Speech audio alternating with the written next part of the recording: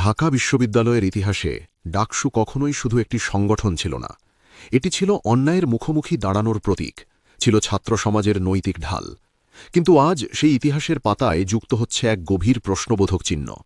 ডাকসুর একজন নির্বাচিত সদস্য সর্বমিত্র চাকমা, যাকে শিক্ষার্থীরা বিপুল ভোটে বেছে নিয়েছিল, তিনি আজ বাধ্য হচ্ছেন পদত্যাগের পথে হাঁটতে। প্রশ্ন হল কেন? সামনে যে গল্পটা বলা হচ্ছে সেটি খুব সরল। তিনি নাকি বহিরাগতদের কান ধরে উঠবোস করিয়েছেন। একটি ভিডিও ভাইরাল হয়েছে, জনমত উত্তপ্ত হয়েছে, আর সেই চাপেই তিনি সরে দাঁড়াচ্ছেন। কিন্তু রাজনীতিতে একটি পুরনো প্রবাদ আছে, যা দেখা যায় সবটাই সত্য নয়, আর যা সত্য সবটাই দেখা যায় না। তাহলে চলুন দৃশ্যের আড়ালের বাস্তবতাটা খুঁজে দেখা যাক। গত ২৪ ঘণ্টায় সর্বমিত্র চাকমা যে পরিস্থিতির ভেতর দিয়ে গেছেন, সেটিকে রাষ্ট্রবিজ্ঞানের ভাষায় বলা হয় পলিটিক্যাল টার্গেটিং, অর্থাৎ রাজনৈতিকভাবে টার্গেট করা। অর্থাৎ ক্ষমতাবান কোনো গোষ্ঠীর স্বার্থে আঘাত করলে ব্যক্তিকে পরিকল্পিতভাবে কোণঠাসা করা। ঘটনার সূত্রপাত ২৪ জানুয়ারি। টিএসসি এলাকায় একটি ফুড কার্টে ছাত্রদলের কয়েকজন নেতা চাঁদা দাবি করে। দোকানদার রাজি না হওয়ায় দোকান ভাঙচুর করা হয়, এমনকি আগুন লাগানোর ঘটনাও ঘটে। ঢাকা বিশ্ববিদ্যালয়ের মতো একটি ক্যাম্পাসে এটি শুধু অপরাধ নয়, এটি ইনস্টিটিউশনাল ব্রেকডাউন বা প্রাতিষ্ঠানিক ভাঙনের লক্ষণ।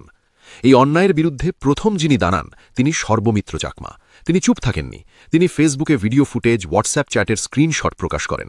নাম ধরে অভিযোগ করেন বিজয় ৭১ হলের শাহিদ হাসান সাদ ও সূর্য সেন হলের আবদুল্লাহ আল কাউসারের বিরুদ্ধে।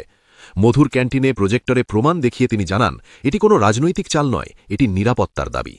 বিশ্লেষকদের ভাষায় এটি ছিল একজন হুইসেল ব্লোয়ারের কাজ, অর্থাৎ যে ব্যক্তি ঝুঁকি নিয়ে অন্যায় প্রকাশ করে। তিনি জানতেন বড় সংগঠনের বিরুদ্ধে গেলে মূল্য দিতে হবে, তবুও তিনি পিছু হটেননি। এরপরই দৃশ্যপটে আসে সেই ভাইরাল ভিডিও, কান ধরে উঠবোস। এখান থেকেই গল্প ঘুরে যায়। একে বলা হয় ডাইভার্সন ট্যাকটিক, অর্থাৎ বড় অপরাধ আড়াল করতে ছোট কিন্তু আবেগী ইস্যু সামনে আনা। সর্বমিত্র নিজেই বলেছেন, ঢাকা বিশ্ববিদ্যালয়ের সেন্ট্রাল ফিল্ডে নেই সিসি ক্যামেরা, নেই কার্যকর নিরাপত্তা। নারী শিক্ষার্থীরা নিয়মিত হেনস্থার শিকার হন।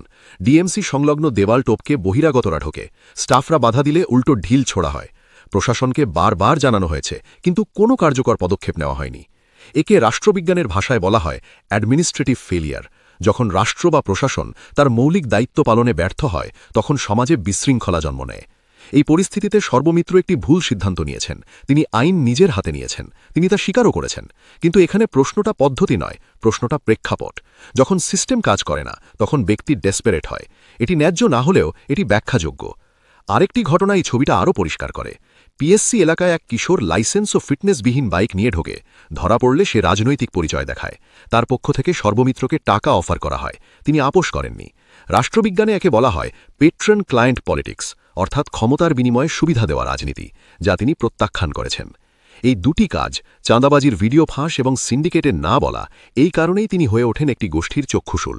তাই কান ধরে উঠবোসের ভিডিওটি হল কেবল একটি অজুহাত, আসল যুদ্ধটি ছিল ক্ষমতার বিরুদ্ধে। সবচেয়ে বড় আইরানি কি জানেন? যাদের বিরুদ্ধে চাঁদাবাজি, অগ্নিসংযোগের অভিযোগ, তারা বহাল তবিয়তে ঘুরছে, আর যিনি দায় স্বীকার করে ক্ষমা চেয়েছেন তিনি সরে যাচ্ছেন। এটি সিলেক্টিভ জাস্টিস, যেখানে শক্তিশালীরা নিরাপদ আর প্রতিবাদীরা একা। সর্বমিত্র চাকমা পদত্যাগপত্রে লিখেছেন, কাজ করা যেখানে কঠিন, অসম্ভব, সেখানে পথ ধরে রাখার কোনো মানে নেই। এটি শুধু একজন ব্যক্তির হতাশা নয়, এটি ৫২,০০০ শিক্ষার্থীর নিরাপত্তা নিয়ে এক অশনি সংকেত। আজ প্রশ্ন একটাই, সর্বমিত্র সরে গেলে কি সমস্যার সমাধান হবে, নাকি চাঁদাবাজদের পথ আরও পরিষ্কার হবে? ডাকসুর ভবিষ্যৎ তাহলে কোথায় দাঁড়াবে? ইতিহাস হয়তো একদিন লিখবে, একজন ছাত্র নেতা লাঠি হাতে নিয়েছিল, কিন্তু ইতিহাস আরও জিজ্ঞেস করবে, কেন তাকে লাঠি হাতে নিতে হয়েছিল? প্রিয় দর্শক, আপনার মতামত কি? পদত্যাগ কি সঠিক সিদ্ধান্ত, নাকি লড়াই চালিয়ে যাওয়াই ছিল প্রয়োজন? কমেন্টে জানিয়ে দিন। আর দেশের রাজনীতি চ্যানেলে নতুন হলে সাবস্ক্রাইব করতে ভুলবেন না। দেখা হবে পরবর্তী বিশ্লেষণে।